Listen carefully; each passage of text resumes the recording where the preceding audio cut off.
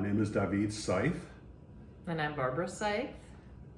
We have been married for almost 32 years this coming September. Lived here in the La Crosse area since '96. We moved here from the East Coast where we met originally.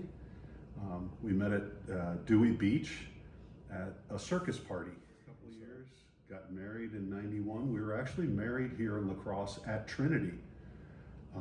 It was cheaper for us to fly my family out here and put them up in hotels and have the reception locally here in La Crosse rather than flying all of her family and everybody out to the DC area. Plus the DC area, of course, at the time was literally 10 times the price for the reception.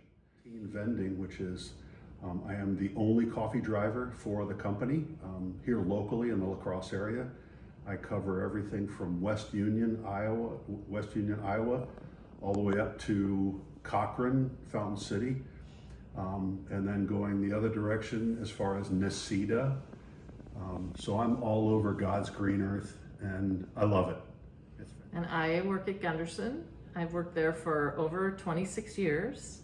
I started out as an evening receptionist in the behavioral health department. My boys at the time were 3 and not even 1 year old. And it was just a great way for me to spend time with them during the day, but also then have some adult time and work with people. And they got to go to a daycare for a few hours to spend some time with kids their own age. So it just worked out great. And as they got older, I moved into other positions within that department and eventually worked full-time as in a regulatory department at Gunderson. And I'm recently, with COVID, after COVID, I got furloughed.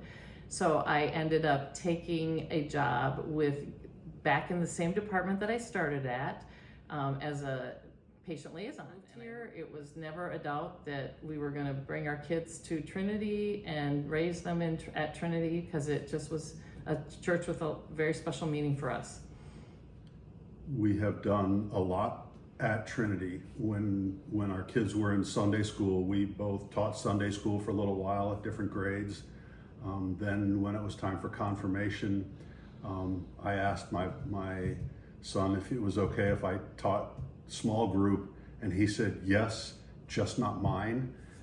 And so I took a small group and I did confirmation for a couple of years, which was wonderful. That age they're just starting to become grown-ups. So it was pretty fun for me. And then I got involved on church council, and Barb was on church council for a couple of years, long before I was. Then I became vice president. Somebody asked me, if I'd step in for a couple of meetings, right? A year and a half later, I became president.